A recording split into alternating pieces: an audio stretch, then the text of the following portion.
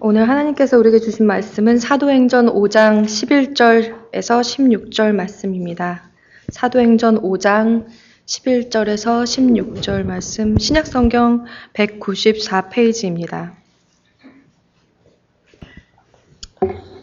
37년의 역사를 자랑하는 우리 베델제단, 하나님이 사랑하시고 축복하신 줄로 믿습니다.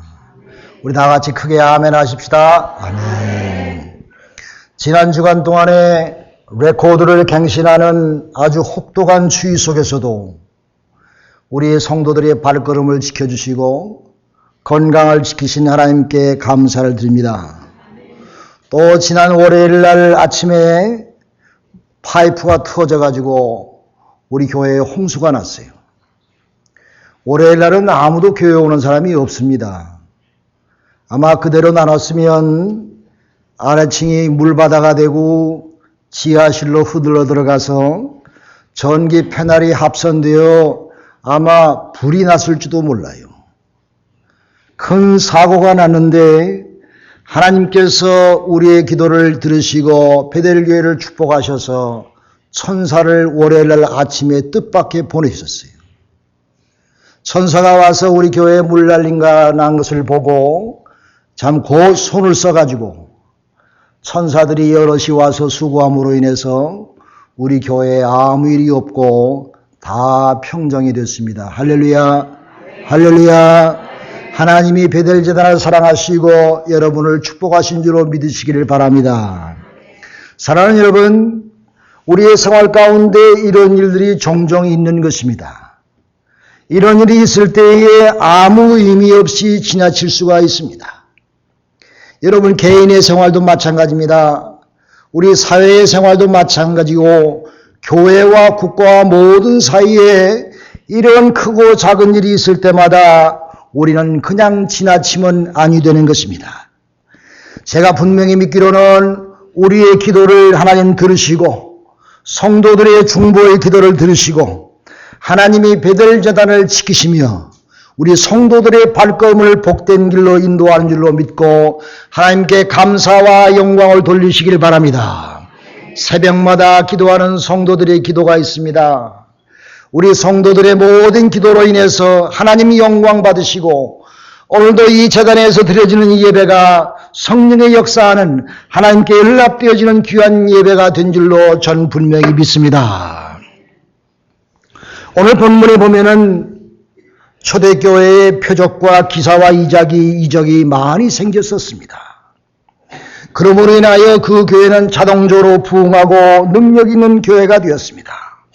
모든 성도들은 은혜 받고 성령 충만해서 자기 것을 자기 것이라 욕심 부리지 하지 않았습니다.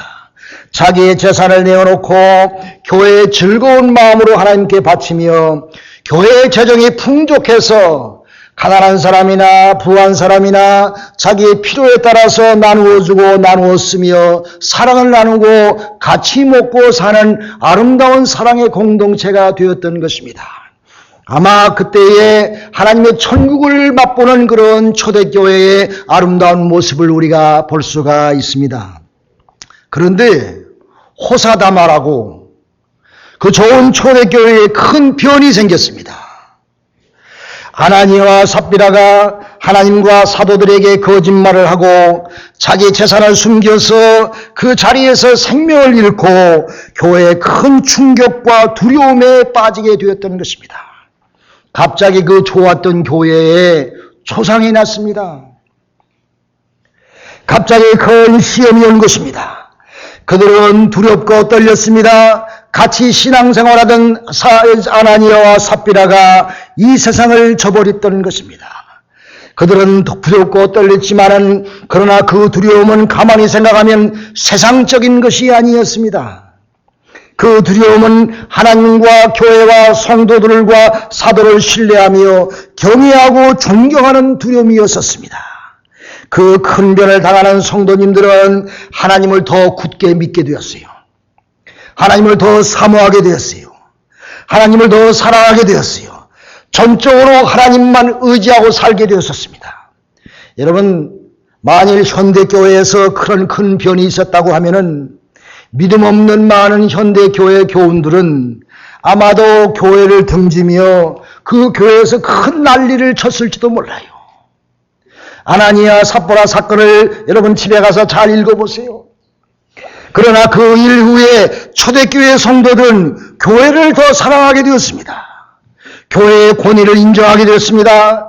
베드로를 더욱 존경하게 되었습니다. 하나님의 사람으로 그를 두려워하게 되었으며 더 큰 믿음을 가지고 베드로에게 기도를 받는 대로 병이 나았으며 그가 지나가는 그림자만 닿아도 병고침을 받았다고 오늘 본문은 우리에게 소개해 주고 있는 것입니다. 아마 베드로가 직접 안수하고 기도한 병 낫게 한 성도들보다 아마 자기도 모르게 그림자만 지나쳐서도 그 모든 병을 고친 사람들이 아마 숫자가 더 많았을 거예요. 아나니아와 삽비라의 사건으로 인해서 그들이 교회에 대한 생각이 달라졌습니다. 그 교회에 큰 부흥이 났습니다. 큰 병고침과 기적이 나타났습니다. 그들은 교회에 대해서 새로운 깨달음과 인식을 갖게 되었습니다. 과거에 생각했던 교회의 모습이 아니었던 것입니다. 이런 일이 있는 하나님의 역사를 보니까 하나님의 교회는 정말 시시하게 별 볼 일 없는 것으로 볼 게 아니구나. 만만하게 볼 것이 아니구나. 교회는 세상과 다른 모습이 있구나. 교회는 하나님의 살아 역사하시는 곳이구나.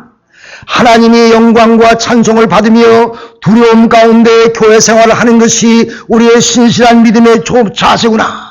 이렇게 생각하면서 초대교회 교원들은 하나님의 역사하시는 권위 있는 교회로 크게 부흥했던 것을 우리가 오늘 본문을 통해서 알 수가 있습니다. 사랑하는 성도 여러분, 하나님이 왜 초대교회에서 아나니아와 삽비라가 죽는 엄한 징계를 내렸을까요? 비록 그들이 좀 잘못했다고 할지라도 좀 봐주시고 용서해 주시지 왜 이렇게 마지막까지 그의 생명을 취하셨을까요? 사도 베드로가 그에게 회개할 기회를 주었습니다. 잘못함을 깨우쳐 주었습니다. 그러나 그들은 끝까지 회개하지 않고 뻗치다가 결국은 자기의 큰 생명을 잃어버리고 말았던 것입니다. 그들을 사랑하기에, 교회를 사랑하기에, 사랑의 하나님이었기에 이런 큰 변이 일어나게 되었던 것입니다. 사랑하는 성도 여러분, 생각해 보세요. 부모는 자기 자식을 자기 목숨보다 아끼며 그들이 잘못된 길로 갈 때에 회초리를 듭니다.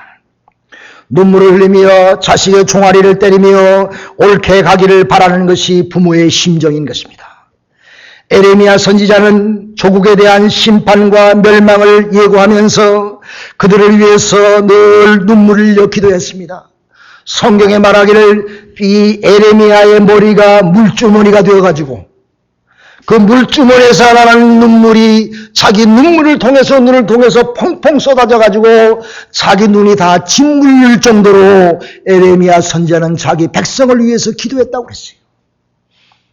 백성을 사랑하는 마음으로 백성들이 옳은 길로 오게 하기 위해서 그는 정말 쉬지 않고 기도하며 눈물을 흘리며 그들의 징계의 멸망의 말씀으로 그들을 깨우쳐서 그들이 다시 하나님에게 돌아올 수 있는 기회를 주었던 것을 볼 수가 있습니다. 사랑하는 여러분, 오늘날 우리 교회에도 에레미야와 같은 선지자가 있어야 됩니다. 에레미야 같은 선지자가 있어야 됩니다. 세상이 너무 악하기 때문인 것입니다. 그런데 현대교회는 그 반대되는 말씀들이 많이 외쳐지고 있는 오늘날 현실이 아닙니까? 오늘날에는 그러한 옛날에 숭고한 사랑이 없었기 때문에 자식에게 채찍을 들지 못했던 것입니다. 여러분, 다 그런 것은 아니지만은 계모는 자식들에게 매를 드지 못하지요. 왜? 사랑이 부족하기 때문에. 왜? 진정한 사랑이 없기 때문이지요. 현대교회에서 권징이 떠난 지 오래됐습니다. 쓴소리를 들으면 듣기 싫어서 마음의 문을 아예 닫아버리고 마는 것입니다. 그래서 목회자들이 시험 들을까봐, 교우들이 시험 들을까봐 야단을 못 치는 것이 오늘날 현대교회가 아닙니까? 그들의 마음은 문이 닫혀 있으며 아예 마음에 조금도 여유가 없는 것입니다. 그래서 성도들이 자신의 믿음 생활이 잘못 나가고 있는 것도 모르는 것입니다. 왜? 그거를 깨우쳐주는 사람이 없기 때문에. 자기의 믿음이 죽어가고 하나님과 나와의 인격적인 관계가 자꾸 멀어지는데도 불구하고 생명의 말씀으로 깨우쳐주는 자가 없기 때문에 그들은 잘못 나가고 있는 것입니다. 여러분, 자식을 사랑하면 약이 되는 하나님의 말씀으로 깨우치기를 바랍니다. 잘못 나가는 모습이 눈에 보이면은 그 자식을 위하여 내가 목숨을 내어놓고 기도하며 깨우치도록 채찍을 들 수 있는 그런 부모의 자세가 되어야 되는 것입니다. 그냥 잘못 나가는 것 그냥 놔두면은 나중에는 더 힘들어져요. Too late. 그런 속담이 있지 않아요? 호미로 막을 것 가래로 막는다. 너무 늦으면 힘들다는 말입니다. 그러면 우리가 잘못된 것을 보면은 하나님의 은혜의 말씀으로 깨우치게 하고 그가 하나님께 다시 돌아와 새로운 믿음 생활할 수 있게끔 우리가 기회를 주며 그를 권고해야 될 줄로 믿는 것입니다. 여러분, 감리교회 창시자 요한 웨슬리 선생이 이런 말을 했어요. 하나님의 권징의 채찍이 있으므로 하나님의 권징의 채찍이 우리의 삶에 필요하다. 왜냐하면 그것은 우리를 잘못했을 때 곧 회개하게 하며 그 사람으로 인하여 다른 교인들이 범죄의 형벌을 깨닫게 되게 하기 위해서 또 교회의 신성과 교회의 질서를 지키기 위해서 또 멸망의 길에서 벗어나서 구원받아 영성에 들어가게 하는 길을 제시하기 위해서 교회는 하나님의 권징의 말씀이 있어야 된다. 요한 웨슬리 선생이 가르쳐주고 있는 것입니다. 여러분, 예수님도 마태복음 18장 15절에 그렇게 말씀하셨어요. 내 형제가 만일 죄를 범하거든 가서 너와 그 사람만 상대하고 권고하라. 개인적으로 권고하라는 말이지요. 만일 그래도 듣지 않으면은 내가 내 형제를 얻을 것이요 만일 들으면 형제를 얻을 것이요 듣지 않거든 한두 사람을 더 데리고 가서 권고하라. 혼자 안 되면 둘 셋이 가서 권고하라. 교회의 말하고 교회의 말도 듣지 않거든 그 사람을 이방인과 세리와 같이 여겨버리라. 성경은 우리에게 그렇게 말씀하고 있는 것입니다. 그러므로 우리는 쓴 약을 먹을 줄 알아야 되는 것입니다. 오늘의 설교의 말씀이 나의 마음을 아프게 하고 나를 지적하고 나를 괴롭게 하는 말씀이 되었지라도 내가 그게 약이 되기에 아멘하고 순종할 줄 아는 마음을 가져야 되는 것입니다. 그래야 그 사람이 복된 자인 것입니다.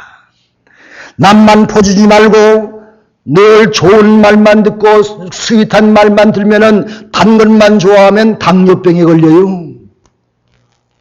그러므로 우리의 신앙생활 가운데서 권징의 말씀을 하나님이 나를 사랑하셔서 나를 생명의 길로 가게 하시기 위해서 나에게 주시는 말씀이구나. 이렇게 들을 때에 여러분 삶이 복되게 될 줄로 믿습니다. 왜 오늘날 많은 교회가 큰 쓴 권징의 말씀이 없어졌습니까? 첫째는 진정한 예수의 사랑이 없기 때문인 것입니다. 둘째는 그 교인이 나갈까봐 교인 숫자만 생각하기 때문인 것입니다. 세 번째는 교회에서까지 세상적인 물질적인 양적인 성장을 추구하기 때문인 것입니다. 넷째는 교회의 권위를 상실했기 때문인 것입니다. 여러분, 초대교회는 개척교회에 있었습니다. 어려운 교회에 있었습니다. 어찌 한 사람 한 사람이 귀하지 않았겠습니까? 그러나 그렇다고 그 초대교회는 교회의 순수성을 잃지 않았던 것입니다. 교회의 생명력을 잃고 타락한 교회가 아니었던 것입니다. 하나님의 살아계신 말씀이 살아 약동하는 그런 살아있는 능력의 교회였던 것입니다. 사랑하는 여러분, 어떤 교회가 군중심리로 세상적인 것을 탐하는 사람들이 구름대와 같이 몰려와 교인이 많아져도 그것은 하나님의 눈으로 볼 때는 부흥이 아니고 교회의 세속화의 증거이며 교회의 세상화의 증거인 것입니다. 모래 위에 세워진 집인 것입니다. 보기에는 좋을 줄 몰라도 하나님께 칭찬은 받을 수가 없는 것입니다. 거기에는 예수의 십자가와 회개와 권징이 없는 것입니다. 여러분, 성경에 보면은 사대교회는 부자교회였습니다. 사도교회는 부한 사람이 많았습니다. 잘 되는 부한 교회였었습니다. 그러나 요한계시록에 보면은 사대교회는 죽은 교회라 이렇게 말씀하고 있는 것입니다. 사랑하는 여러분, 베델의 성도들이요, 베델의 신앙 고백 위에 세워진 반석이어진 하나님의 교회에서 하나님의 은혜와 축복 속에서 승리하는 여러분과 제가 되기를 주님의 이름으로 축원합니다. 여러분, 교회는 무슨 일이 항상 있어야 돼요. 교회가 그냥 조용하면 안 돼. 교회는 무슨 일이 항상 있어야 됩니다. 그래야 사람들이 모여들 것입니다. 그래야 교회가 부흥하는 것입니다. 세상에서 볼 수 없는 그 무슨 일이 교회에서 일어나야 돼요. 세상에서는 찾아볼 수 없는 그런 기적과 이사와 모든 무슨 일이 일어나야 되는 것입니다. 그 무슨 일이라는 것이 무엇입니까? 그것은 사람이 달라지는 것입니다. 새 사람 되는 역사인 것입니다. 그 사람이 시원찮은 친구였는데 베델교회를 다니더니 달라졌네. 신앙생활하더니 달라졌네. 옛날에는 세상을 좋아하던 사람이었는데 교회를 출석하다 보니까 하나님을 더 좋아하는 사람으로 변해버렸네. 이렇게 무언가 달라져야 됩니다. 옛날에는 마음이 완악했는데 지금은 아주 착하고 온유한 사람으로 변했고 남을 용서할 수 있는 사랑의 화신으로 변해버렸어. 이렇게 무슨 일이 있어야 돼요. 옛날에는 근심, 걱정, 두려움 속에서 살았는데 지금은 예수님의 평화가 있고 범사에 감사하며 얼굴색이 달라졌으며 주의 일에 충성하고 교회에 열심을 다하는 하나님의 성도가 되었대. 이런 일이 있어야 되는 것입니다. 옛날에는 자기만 생각하고 자기 식구에게는 후하게 물질을 썼는데 이제 욕심이 많았었는데 이제 지금은 예수 믿고 새 사람 되니까 후한 사람이 되었어. 돈 쓰는 스타일이 달라졌어. 하나님 앞에 풍성하여 하나님께 풍성하게 드리며 11조는 물론이요 감사하며 하나님께 영광을 돌리며 모든 성도들을 대접하는 후한 사람이 되어서 새로 변해버렸대. 옛날에는 별 칭찬 듣지 못한 친구가 이제 하나님과 사람들 앞에 칭찬받는 아름다운 사람으로 변해버렸대. 이런 무슨 일이, 이런 기이한 일들이 우리 베델제단을 통해서 여러분의 신앙생활을 통해서 일어나기를 주님의 이름으로 축원합니다. 이런 일들이 일어나야 돼요. 하나님이 역사하면 이럴 줄로 믿습니다. 사랑하는 여러분, 착하고 믿음 좋은 사람이 지나가면 기분 좋습니다. 그렇잖아요? 착하고 믿음 좋은 사람이 그림자만 지나가도 기분이 좋습니다. 그 사람은 채취만 맡아도 기분이 좋습니다. 은혜가 됩니다. 주변 사람들을 행복하게 합니다. 가만히 착하고 순수하고 믿음 좋은 사람이 가만히 있어도 그 주위에 있는 사람들이 행복합니다. 그 사람이 눈을 바라보며 주님을 바라보는 모습을 보면 그냥 옆에 있는 사람이 동달라 은혜 받습니다. 사랑하는 여러분, 베드로가 큰 은혜를 체험하고 난 다음에 어찌 그 성도들이 베드로의 그림자만 지나가도 병이 난다는 그런 믿음이 생겼었겠어요. 베드로도 알지 못하는 순간에 그의 그림자가 지나갈 때에 그 그림자를 맞은 모든 환자들은 다 병에서 노임을 받았습니다. 할렐루야. 얼마나 큰 기적입니까? 사랑하는 여러분, 하나님을 신뢰하시기 바랍니다. 하나님을 전적으로 의지하시기 바랍니다. 하나님의 말씀으로 사시기를 바랍니다. 여러분, 눈을 더럽게 하지 마세요. 귀를 더럽게 하지 마세요. 입을 더럽게 하지 마세요. 하나님의 말씀으로 사세요. 하나님 말씀이 늘 여러분의 입에서, 여러분의 마음에서, 여러분 귀에서, 여러분 눈에서 하나님의 말씀이 살아약동하시기를 주님의 이름으로 축원합니다. 하나님의 말씀이 살아약동하면 기적이 나타납니다. 오늘 14절의 말씀 보니까 믿고 주께로 나오는 자가 더 많으니 남녀의 큰 무리더라. 할렐루야. 오늘 성가대가 의자가 꽉 찼네. 할렐루야. 할렐루야. 하나님께서 우리 베델제단을 통해서 하나님께 영광 받으실 줄로 믿습니다. 우리의 신앙의 모습만 보았다고 할지라도 그 그림자만 지나갔다고 할지라도 많은 사람들이 은혜 받고 구원받으며 여러분의 삶을 통해서 하나님의 축복의 역사가 주렁주렁